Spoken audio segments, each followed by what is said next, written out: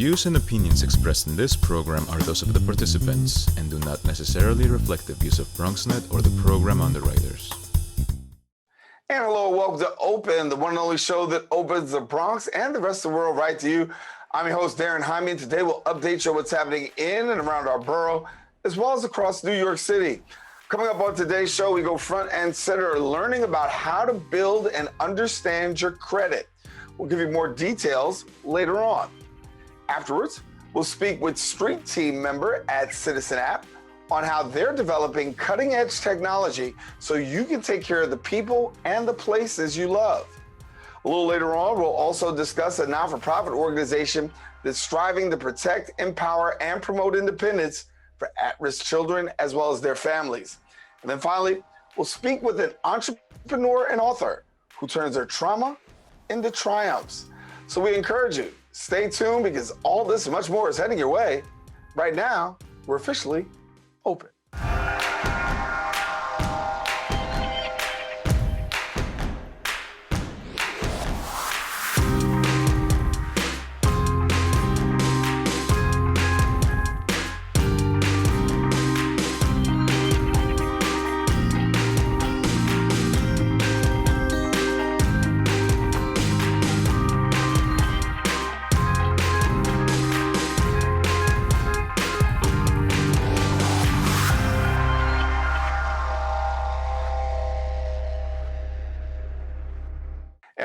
And welcome. You are now watching Open, a live interactive program bringing the Bronx and New York City straight to you.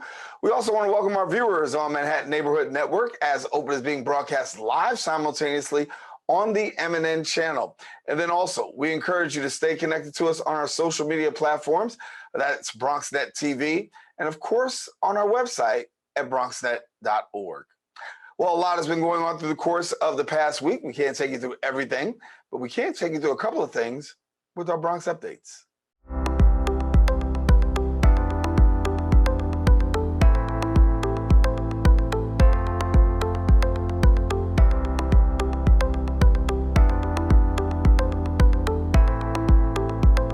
We start off with state news. The Supreme Court has made an announcement overturning a New York law limiting people from carrying concealed handguns. Now, many local leaders fear the overturning could cause more firearms to flood city streets. The law forces anybody that's seeking to carry a gun outside of their home to go through an extensive review process requiring to prove that they have some extra need to do so.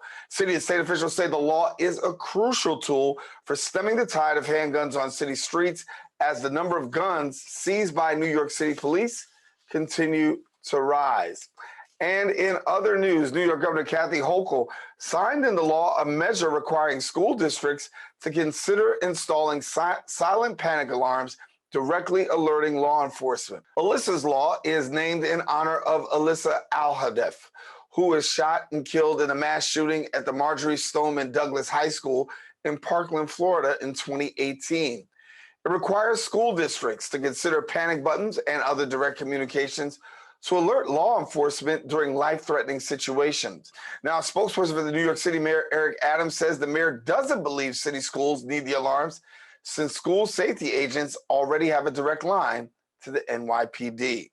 In other news, it's housing we're talking about, and the biggest rent hike in years will hit more than 2.4 million New York City tenants in rent-stabilized apartments.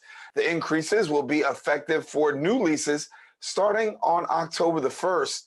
Landlords and property owners had pushed for higher increases to cover rising costs, and board staff had initially drafted hikes up to 9%.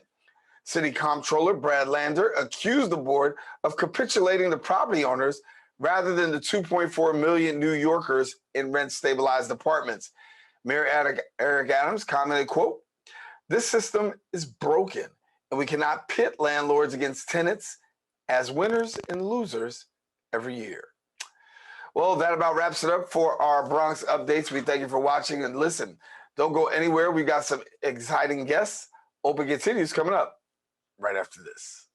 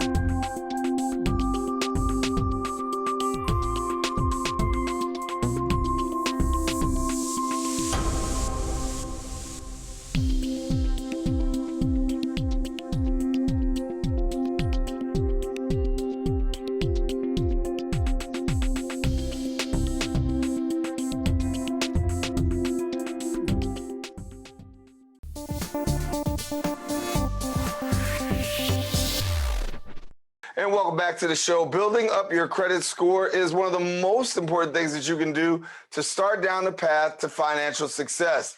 However, many people do not know where to start and what they should do. Our next guest comes to us and he has firsthand knowledge of the inner workings of many financial institutions dealing with credit. Joining us to tell us more details, we got the founder and author of the School of Credit, Flame Newton. And Flame, good to have you, brother. Hey, what's happening? How y'all doing out there now? How you doing? I'm doing good. I'm going to do even better once you help us out here. So when we talk about this here, talk to me for this. Many people don't even understand the magnitude of credit. A lot of people think that you have to have the money, but there's a difference between credit and money, and credit really matters.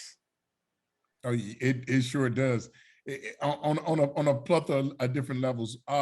One of the things is that I like to make sure that it's clarified from the beginning, and is that there's this thing called cash is king, right? And I'm not here to dispel that or go against any of that. Cash is king. Cash is king. There's no doubt about cash is king. But if you've ever played chess before, guess who protects the cash, right? Guess who protects it? It's that queen, baby. That queen is the protector of all cash money. And so that queen here, and that is our credit. So the credit protects the cash. And that's what we get into a little bit of like. Yeah, so talk to me about credit as a whole. You know, a lot of people go in and they only find out about the importance of credit after they've unwrecked it and they need some help. But it's easy in some cases to really break your credit down to a place where you lose credit, harder to get your score back up. But you do a good job of helping people really understand the nuances of the whole credit game. Man, one of the things is that I always like to share this how this whole thing works, right? And it's a system. So that system is everything. Right? How is this system being played? I'm going to show you in 4 easy steps about what it takes and how do you guys understand it. Number one, the number one component, I want you to write this down. If you guys are listening from wherever you are, right? I want you to write this stuff down. I want you to tune this. I want you to play this back over and over and over, right? I'm going to get into the 4 and I'm going to get behind it. The first thing that you got to understand is that is you. You are the first piece of this puzzle. And so the way that I want you to understand this in its entirety is I want you to take a chair. And if you have a chair has 4 legs on it, right? In order for that chair, for you to sit in that chair, all 4 legs must be equally yoked on that chair to sit down. So the first one is you, right? What is you? Everything that supplies you. The second thing is the lender in which you plan to borrow from. The third component is the credit bureaus, which the lenders send information from. And the fourth is actually the credit scores, right? Which the credit bureaus will send over to the scores to get a numerical number, which goes from anywhere between 300 to 850 and during the FICO system. And so once you understand that completion of that, of how it works, then you will understand that is the entire system which can bring you out. So I can't wait to tackle that in too. Yeah, so get to me about fixing my credit. There's so many people who say, listen, you know what, if I could just get that, that 800, if I could just get that 775, that 750, I'd really be okay. Talk to me about the tips about building your credit back up. Oh man, love it. And this is where I want to stand at. First off, if you're in here now and you're talking about a credit score you lost. So I'm gonna let that be first and foremost. To anyone in here that's thinking about a credit score, you've already lost the battle. It is not about the credit score at all, right? What it's about in this entirety, right? What it's about in this entirety, right? For you to look at this, I want you to always think of a person that loses weight, right? If you're trying to lose weight, most people never lose weight when you're losing weight. What occurs is if you focus on these 2 strategies, which is eating healthy and working out, during the course of that process, guess what? You eventually lose weight. So the same thing works over here in the credit realm, right? Understanding that method which goes into losing weight, which is losing things off your credit profile, right? Let's first understand what is negative items on your credit profile. Let's get that understood first. You got to know that first. What are they, right? You start talking about late payments, charge-offs, collections, repossessions, foreclosures, bankruptcies. You start talking about low and high utilization, and also you start talking about personal information. Listen to what I said, personal information. late payments is the #1 killer for your credit profile. Let's not let that sweep under the rug. It is late payments. Late payments means, listen, it is more important to pay a bill on time than it is to eat on time. I want to say that again. It is more important to pay a bill on time than it is to eat on time, because by you paying that bill late, that can be the difference between what you eat. Are you with me now? And so those are the things. First, identifying what it is. Once you identify what they are, then you can come from behind that. Well, when you talk about late payments, that's really huge. But talk to me about personal information, because sometimes people get confused about personal information. How big is personal information on your credit report? Oh my God, I can't stress this enough. It is through the roof. This is one of the most smaller things that people do not pay attention to. Listen, I understand and I respect it. Bobby, you're my boy, and I respect it, Bobby. Now, who is Bobby? Bobby is because his real name is Robert, but he goes out into the world and he calls himself Bobby.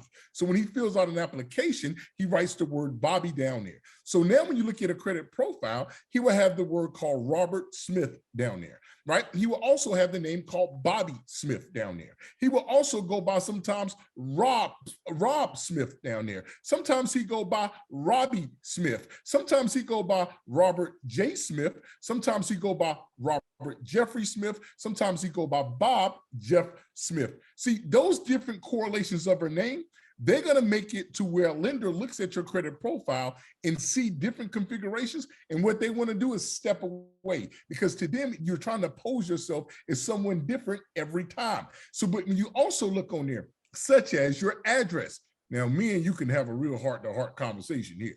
If you look at a person and they have to get 8 to 10 different addresses on their credit profile and they're 35 years old, what it tells them is that person that is borrowing this money is not stable, right? They're not stable. And so when you start to look at these things that go along, and that's just to name a few. Listen, I'm excited. I want you guys to know those personal identification things that come on your credit profile, they are huge to a lender. And when a lender looks at those things, they might just say, hey, you know what? I'm out. I'd rather not deal with them, right? And so you want to make sure that you got one name, one address, one employer. Stay there for a second with employer. This week you're doing brick mason. Last week you was doing sales. 3 weeks ago you was doing a DJ. You're all over the place. Nobody knows what you're doing. So that's why it's essential to have your personal information corrected on there.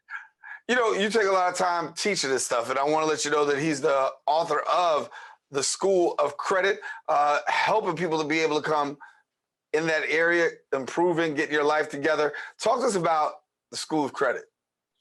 Oh, man, listen. The School of Credit is a different book, for sure. It's a total different book, which landed to me to become America's #1 credit educator, as told by FICO, right? And what does this book entail is, I was talking with folks a lot, and one of the things they kept saying is, man, I wish they would have taught me credit in school. So that landed us to say, you know what?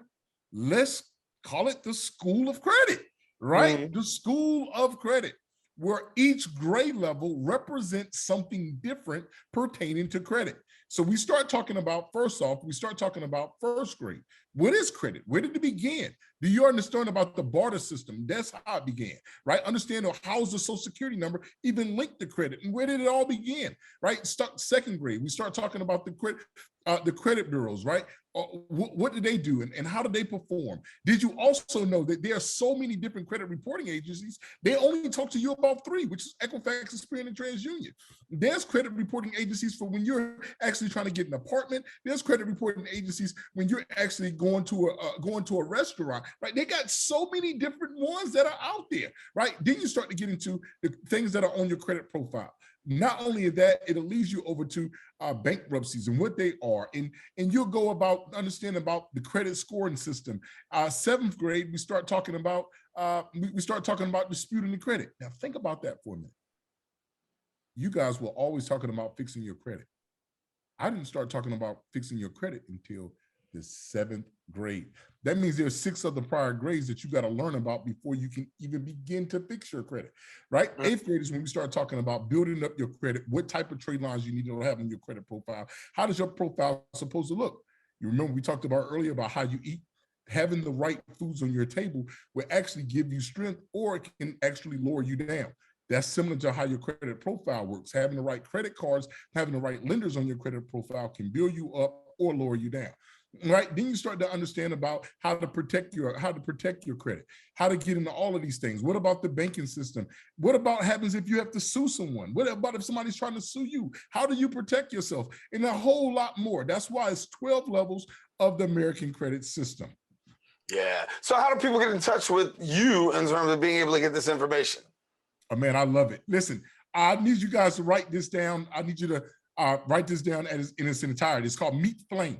I want you to meet me, right? Meet me, meetflame.com, right? And that's where you'll find so much and so much more, right? If you're listening to me now, I always tell people, I need you to follow me on my Facebook page because I carry a lot of information over there. I'm in so many groups over there. I'm across the globe. You might catch me in a city near you. That's why it's essential for you to get up with me. I just came off of a big road trip coming from Orlando to North Carolina to Virginia to Nashville, Tennessee, back to Atlanta, Georgia, down to Texas, and just now getting home off a 6-week trip. So I could be anywhere in this globe, right? Long as this globe, I could be in a city near you. Make sure that you contact me. Again, that is meetflame.com. Meetflame.com. Let's try it. Meet me. Yeah. Meet Flame. Well, listen. I'm meeting you right now. I'm talking to you right now, and I need to meet you on this particular area. Talk to me about this thing before we get out of here. I got to talk about bank cards. I want to talk about store credit cards, and I want to talk about those major credit cards. Because a lot of people, particularly in our community, we like those store cards, the Walmart card, the this, that, and the third, but the Macy's card. But the reality is those cards are okay, but they're not really okay. Am I right? That's correct. That's correct. First off, I'm gonna share with you guys, right? So you actually know. There actually, when it comes to, there's 2 things that are on your credit report I never want you to forget. 2 categories. Either it's gonna fall in an installment category or a revolving category. When you start dealing with credit cards, right? Credit card is one piece of that actual category, right? Of revolving credit card, right? There's 6 different types of revolving lines on that type. One is the credit card, as you know it, which is the Visa MasterCard logo, which you actually see on the right-hand side. The second one, which you talked about, which is the retail card or the store card, does not have a Visa MasterCard logo on it. The third card is called a service merchant card. Service merchant card actually is a co-branded card that can actually have a store name and a Visa MasterCard logo on the side. The fourth card is where you start having a charge card. That charge card is whatever you spend that month is what you have to pay back at the end of that month. That fifth card is when we start talking about a medical card, right?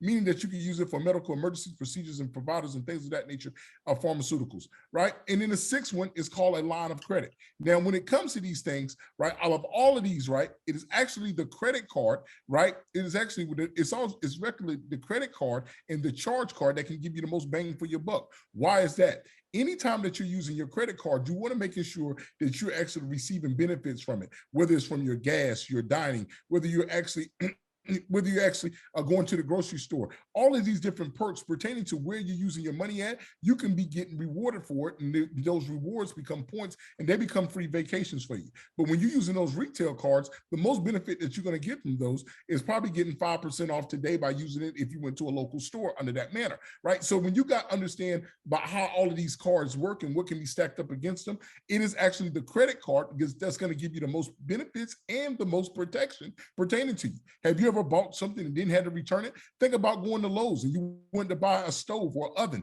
because yours went out. When you went to go buy that stove or oven, the moment that you brought that oven home, you're under the confinements of what? Of Lowe's actually return policy. Lowe's return policy may actually be 90 days out, which means that you have 90 days to return that product or something if something was to happen. By you using the right credit card by going to Lowe's, that may add an additional 6 months to it, which now gives you 9 months on the protective services on that. When something goes out 6 months later, you can then return it and get you a brand new one again. So listen, it's so much and so much more that we can cover when it comes to this stuff. Yeah, well, I got to bring it back, man, because I'm out of time on this segment, but that's why I wanted at least the audience to have an opportunity to be introduced to you, Flame Newton, to be able to help us, the author of The School of Credit. Again, Flame, thanks for being with us, my brother. I appreciate you, and we got to bring it back. Thank you, man. Thanks for having me, man, and I appreciate all the work that you guys are doing. Hey, man, thank you. I appreciate you. Well, listen, if you want more information, Forget, visit Flame on his website at flamenewton.com and then follow him all. Flame Newton. Listen, don't go anywhere. We're coming right back in a minute. Stay with us.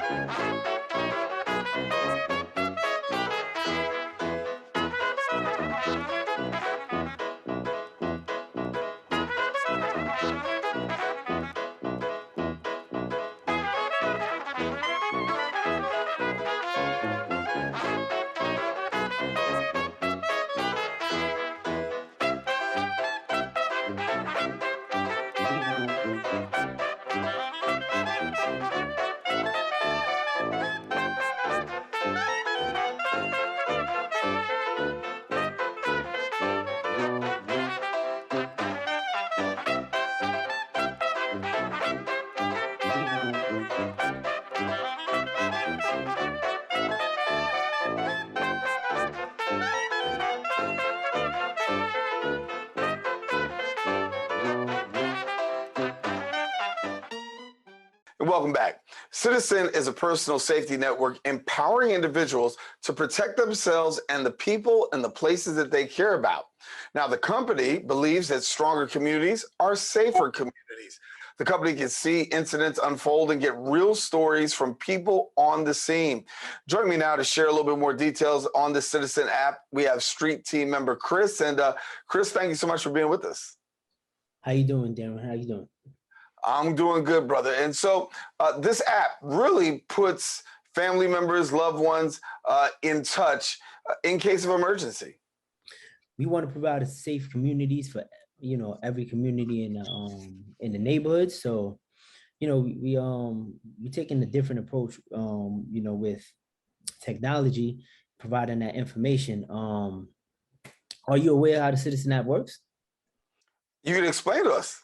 Oh, so the Citizen app, we take the information we get 911, we listen to 911 calls. We take that information, we put it on the app so you can know what's going on in your community. And with that information, you're aware of what's going on. Sometimes you might be coming out the train station. You don't know, you might see a fire truck. You don't know what that fire truck is for. Maybe someone passed out over there. Maybe, there was a fire in your building. You'll get that alert before you're heading to your neighborhood. And, it's a real informative app. Very, very informative app. People use it for all different types of things. We have a good vibes button on there. Good vibes lets people in the community know what's going on in the community, like food donations, toy drives, back to school drives. So we have that feature on the app. And we also help families with people that go missing, like children that turn up missing. We post a picture on the app, and we let the community know that this person is missing. People with dementia, Alzheimer's disease, they go missing a lot in New York City. And we provide the information for the community because this person is missing. Maybe you have walked by this person and you've seen them, and usually the citizen community comes together and they know how to find these people by just walking around. And it always works.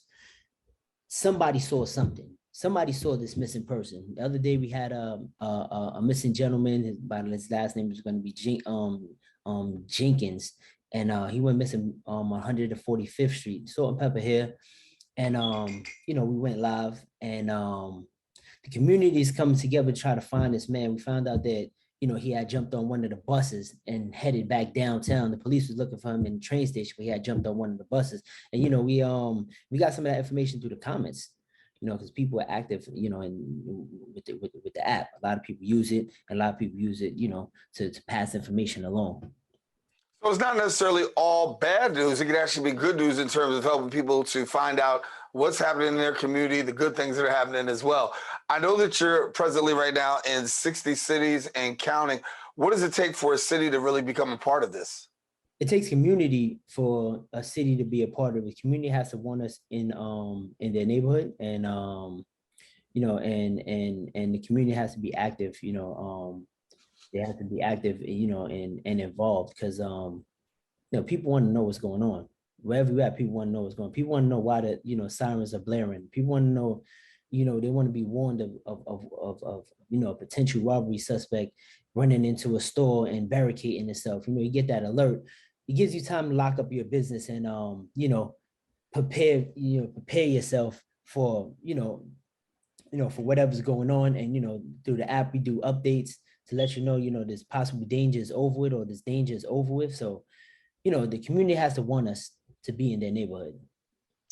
And also, I know that you do some work with regards to pets. Yes. So so if your pet is missing, you could post a picture of your pet on the app, and you know, we distribute that picture, you know, with a click of a button. We can send it out to how many users are in your area. So say if Fido goes missing 10 o'clock in the morning, you call us, we take the picture, we put it out, we send a notification out, we notify 1,200 people within your area. Somebody may see your dog running up the street, and, you know, it helps. We reunited countless of pets with, you know, with their owners, and countless of families with, you know, missing families. We reunited families, you know. So as you send out these alerts, people are always getting the information real time as to what's going on. What has been the feedback? I know you've got some criticism as well, but talk to us a little bit about the criticism and the feedback that you have for your critics. Some people just don't want to know what's going on, and, you know, you're gonna have people that, you know, don't like the app, and, you know, they don't like the app, they could disable the app if they don't like it, if they don't find no use for it.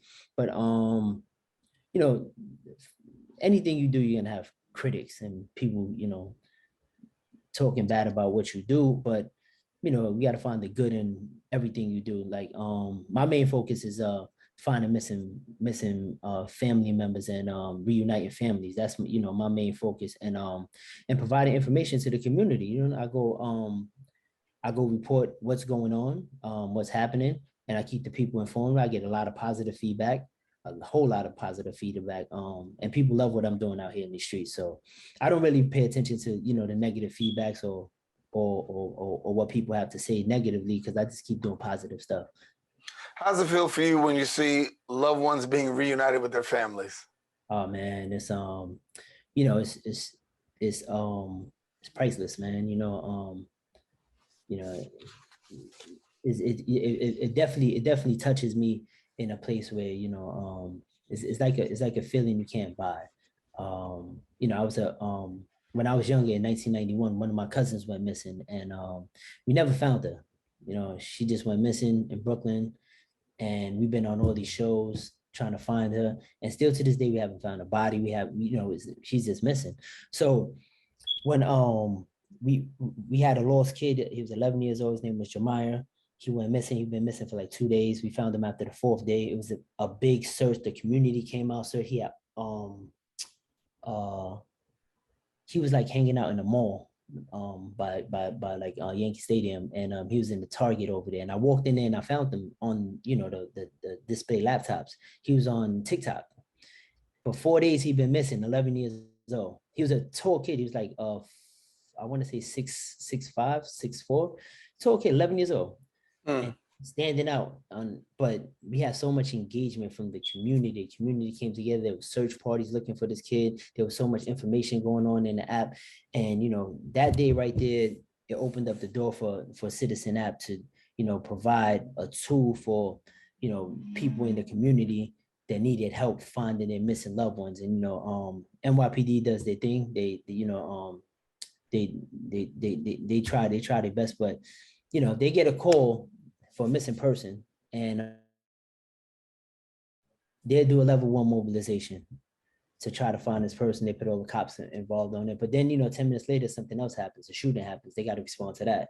And then 2 minutes later, a robbery happened. So they got to respond to that. And then that missing person becomes third on their list. And then as the day goes on, it just keeps, getting buried and buried because it's not a top priority. So for us, it's a top priority. We take it serious. I go meet families every day and I ask them for a picture, ask them what's going on, get a feel for what's going on. And then I go live and, I ask the community for help. I have a huge following on the Citizen app. So when I send out a notification, all the people who follow me, they get that notification and they become active. Somebody saw something and, I want them to pass the message that this person is missing, whether they're using other social medias and stuff like that. So. Yeah. Well, continue to do the great work. We thank you, Chris, for joining us and being with us here. Tell us a little bit more about Citizen app and hopefully more people will get connected. Thanks for being with us, brother. Thank you. You're welcome, man. All righty. Well, if you want more information, we encourage you to go ahead and visit their website, citizen.com, and then follow them on Instagram at cgutter_. All right, we got more show. Don't go anywhere. Oprah continues right after this.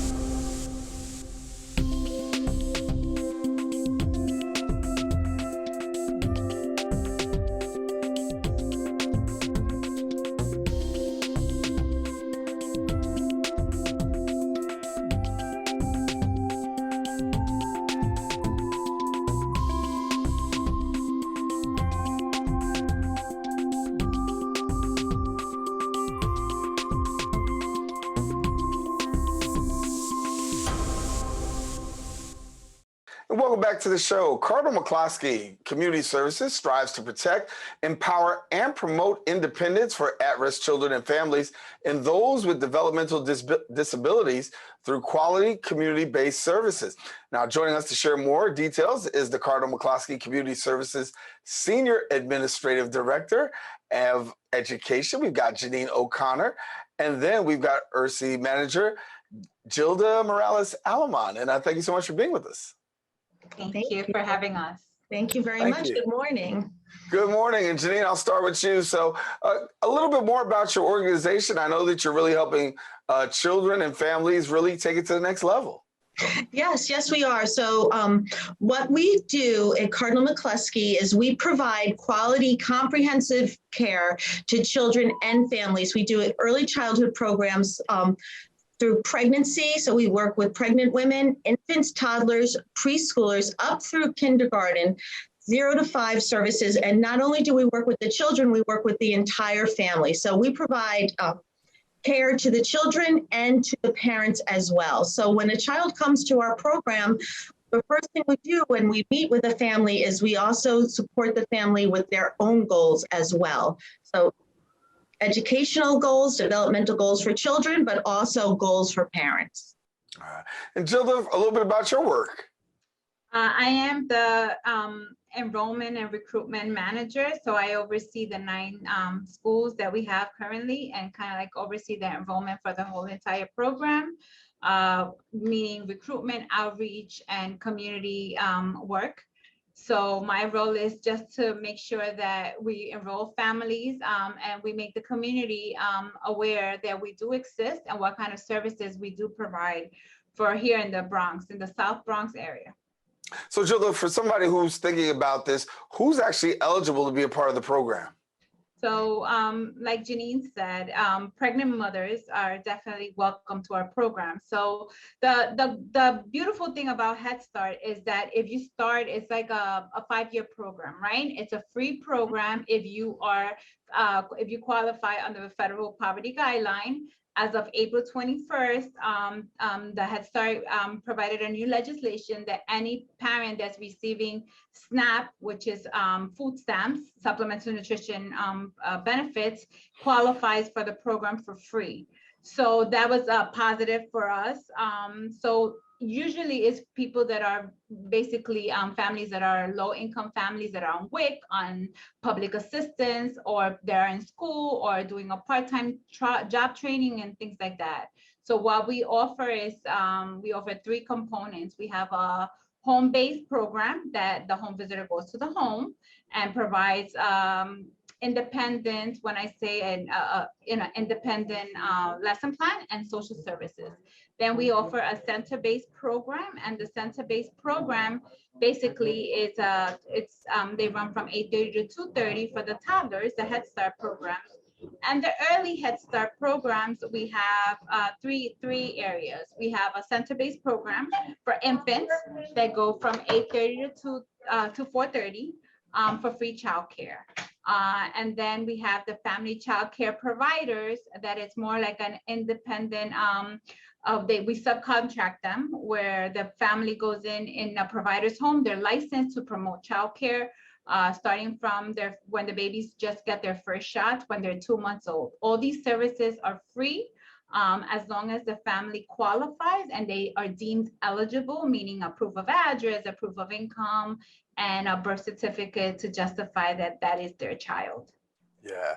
And Janine, I know we talked about Head Start, but we also talked about early Head Start. For our viewers, can you make a little bit of the distinction between Head Start and early Head Start? Sure, absolutely. So early Head Start is exactly how it sounds, early. So that would be those services for those pregnant women, for our infants and our toddlers. So that would be services that on the 0 to 3 continuum. After that, 3-year-olds and 4-year-olds are typical preschool years. That would be Head Start. And I would be remiss if I didn't mention that we also have pre-K, universal pre-K services also within Cardinal McCloskey. So we have that programming also.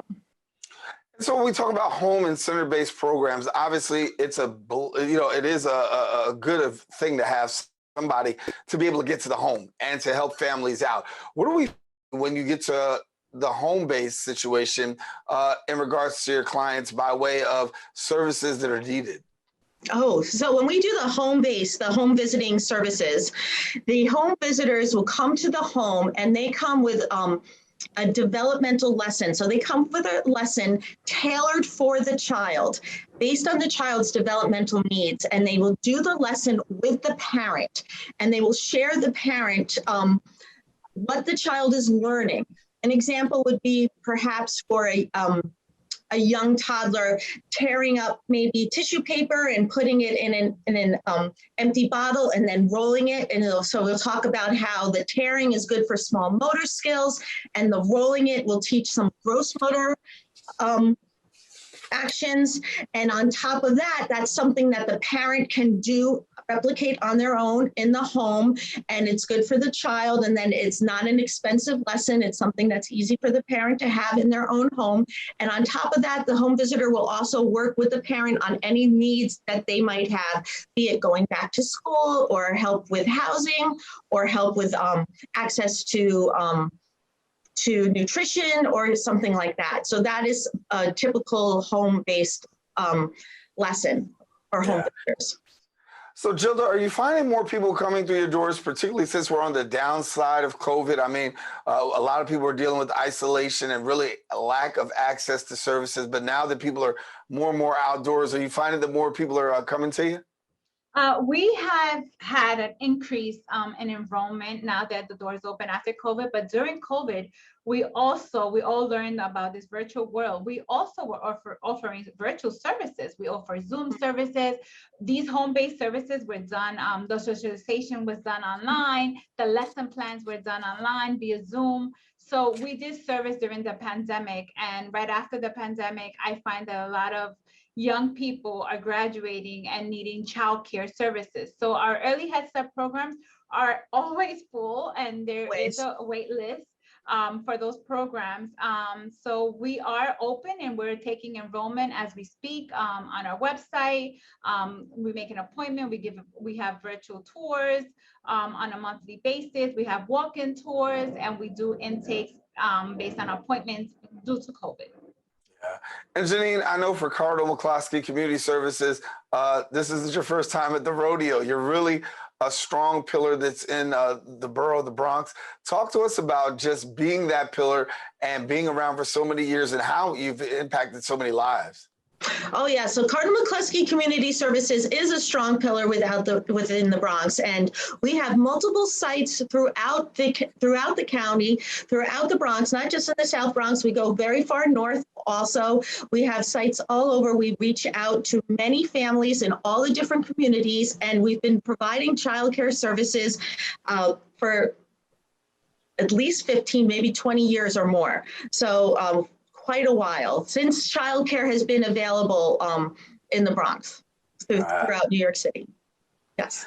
Well, Janine and Gilda, I want to thank you so much for joining us and being with us as we find out more information about Cardinal McCloskey Community Services, the work that's being done in helping pregnant women and families. Thank you so much for the work that you do, and thank you for being with us here on the show. Thank you for having us. Thank you so much. Thank you.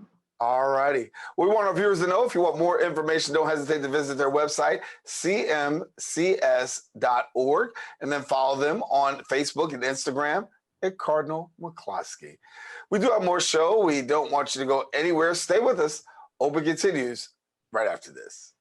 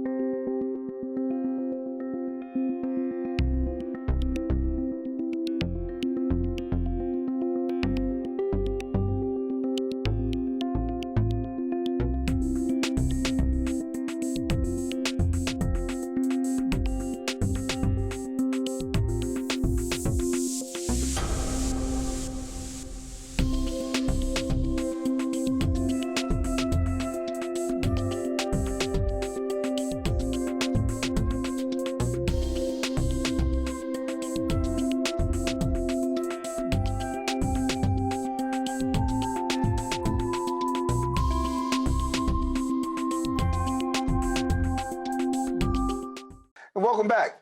Our next guest is a single mother and also a multi-business owner with an impressive professional background in the beauty, hospitality, entertainment, as well as not-for-profit sectors. Now, over the last 10 years, she's coached girls and women and aspiring business leaders to do the same. She chronicles her riveting story in her self-help memoir series, Flying Solo. Joining us now to share more and tell the details is entrepreneur and author Carline Beaubrun. And thank you so much, Carline, for being with us. Thank you so much for having me. So I'll take me back for a minute. As we look at your career, starting off as an entrepreneur, you started off at a very early age, the age of 17, a time when many people don't even think about becoming an entrepreneur. So for you, what was the impetus in saying, listen, I want to do this? So I grew up in an entrepreneurial family. My mom and dad, came from Haiti and came here and made a life for themselves. And they never looked at entrepreneurship as a actual profession coming from the islands. They just, thought it was a way of life because they had to do what they had to do to make it happen here.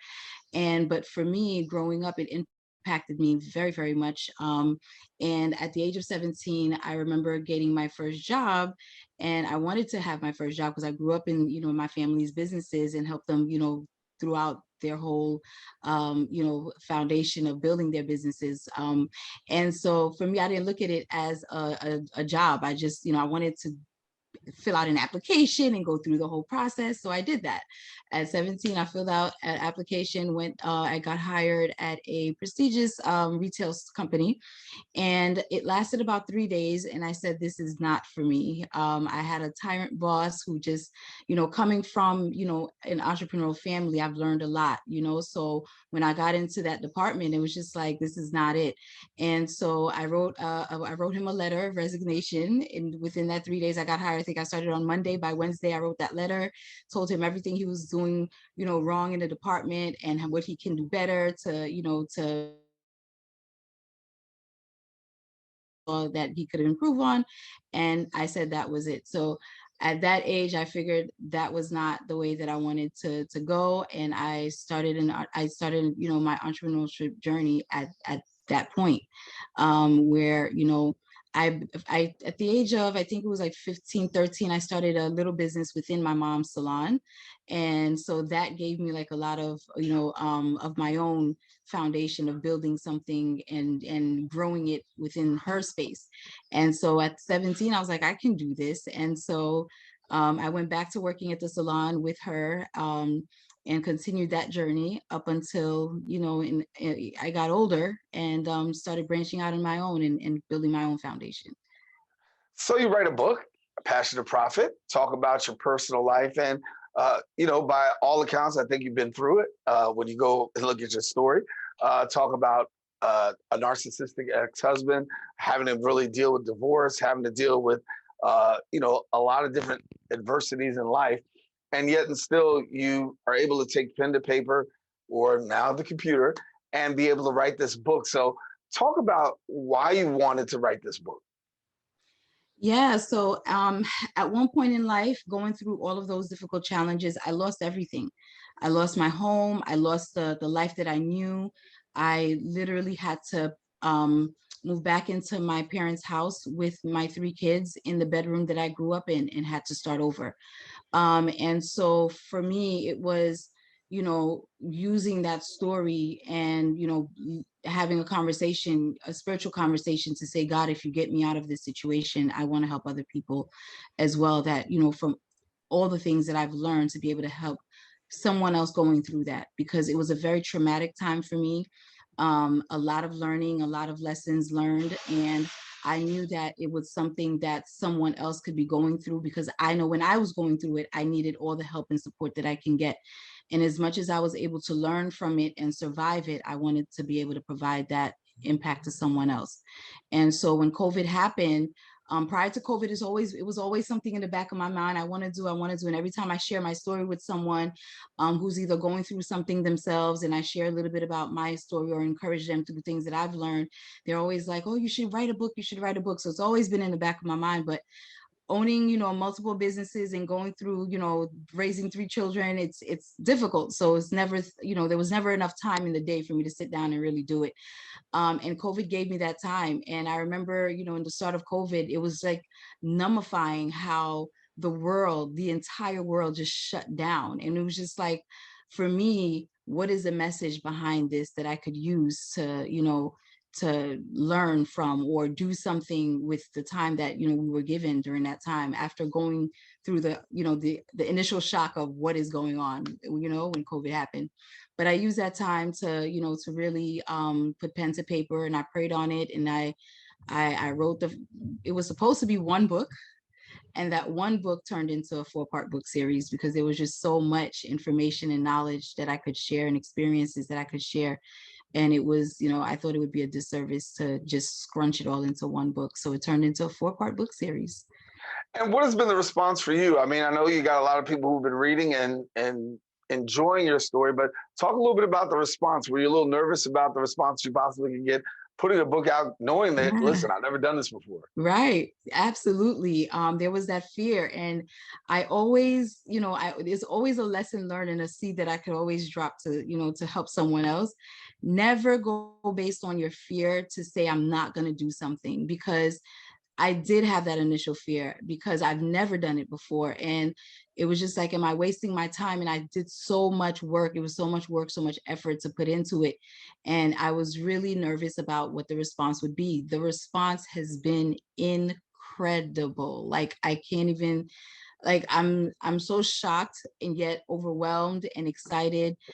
Because the response has been amazing. People are calling and texting. Someone yesterday called to buy another book because someone stole their book and they wanted to get another book. Other people, this one lady has it in a Ziploc bag and she carries it with her wherever she goes. It's been incredible. It's been incredible. So I'm really excited. So I'm working on the second book now. That one is more heart-wrenching. And so I know, a lot of people will learn from the second book. It's just so many different elements that, each book offers. And I'm so glad that the response has been really, really amazing for the first one. So it's empowering me to do the second, third, and fourth. Second, third, fourth. That's all right. Right. Well, talk to me about single moms, because I know that's also an emphasis of your book, and single moms really can dive in and really get some real nuggets in here. Yes. So first of all, I want to say to any single mom that is listening to or watching this, that do not feel discouraged. Do not let your situation take away your joy and the future and the legacy that you can build as a parent. Your children need you. You are their world, and they don't know any better. They don't know, the good, bad, or indifferent that we're going through. It's whatever we teach them, whatever we allow them to see, to hear, that will impact their future as well. And whatever we're doing with this time, whether it's good, bad, or indifferent, whether you're sulking in your, in your situation, or whether you're taking it on with full reins and running with it, they're watching you. And so whatever it is that they're seeing, it's going to impact who they become as they get older. And I think for me, that was something that I definitely took seriously, because I did not want my decisions, the decisions that I made as an adult, to impact and influence my children and who they will become as future adults. And so that was something that I really, took into wholehearted consideration in everything that I did. And so I want you to think about that. I want you to make sure that you do not let your dreams die. Whatever you wish to do in life, you can still do it. Do not let your situation determine who you can become, who you are meant to be. Yeah. I want to talk about, before we go, about your life, right? Because with all the adversities that you've had, it's very easy to lay down and die, quote unquote, right? To just let it all go. A lot of people, when they do have these situations, never bounce back. Yes. And sometimes we engage in victim mentality. But I know for you, you want to make sure that you send a message that not to be a victim and that you can overcome. Absolutely. Absolutely. That's very important. And your mental, your mental state of mind is what's going to carry you through these adversities. How you think about it, your perspective, what you allow to seep in, what you dwell on, your thoughts are everything. Because yes, that victim mentality is real. It's a lot to deal with when you're going through a divorce, especially the layers of narcissistic abuse, domestic violence, abuse and all the, different layers that come with, divorce sometimes, or relationships, or complicated situations that we deal with as adults. So your mentality is going to be everything. Read as much as you can, do things that make you happy, stay focused, write, anything that can give you an outlet so that you can feel connected to yourself and to rebuild yourself. Do not just jump from one relationship to another thinking that that's going to solve your problem, or that's going to prove a point, or whatever the case is.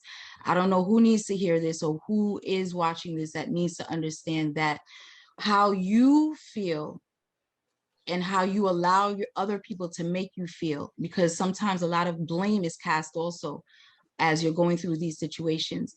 How you feel and how you allow other people to make you feel, and how you choose to react to these situations is going to be everything to your success. And so I speak of success in the term of overcoming the feelings and emotions of defeat, overcoming the feelings and emotions of depression and sadness that you're going through certain things in life.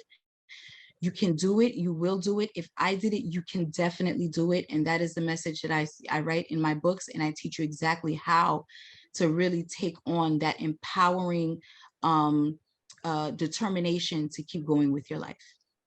Well, it's been a pleasure talking to you. I know that you've got a multiplicity of hats that you wear. I know you've got your director of events, wedding and event design, co-owner of a classic beauty salon, and then you also got executive director of Pajamas and a Purpose, and so many things that you got going on. And I want to congratulate you on the great work that you do. And thank you for being with us here on the show. Thank you so much for having me. Thank you. All righty. Well, we want to let you know now, if you want more information, what you can do is visit our website at Beaubrun, and that's CarlineBeaubrun.com, and also FlyingSoloBlog.com. There you find out all the information about the multiplicity of things that she's got going on, and then also her books. So, Carline, thank you so much for being with us. Well, I want to let you know we've come to the end of our show today. I want to thank all of our guests for joining us. Most of all, you, the viewer, for today's show. You can catch the Recablecast on Bronx, that's channel 67. If you have Verizon Files, that's channel 2133, or anytime on the web at bronxnet.org. Now, if you're looking for a brand new episode of Open, come back on Friday morning. My girl, Rena Valentine, will bring you the best of arts and entertainment. We also give a special shout out to our viewers on MNN, as Open is being broadcast live simultaneously on Manhattan Neighborhood Network. I'm Daren, Jaime. For all of us here on Open, we say take care, God bless, and most of all, keep this channel wide open.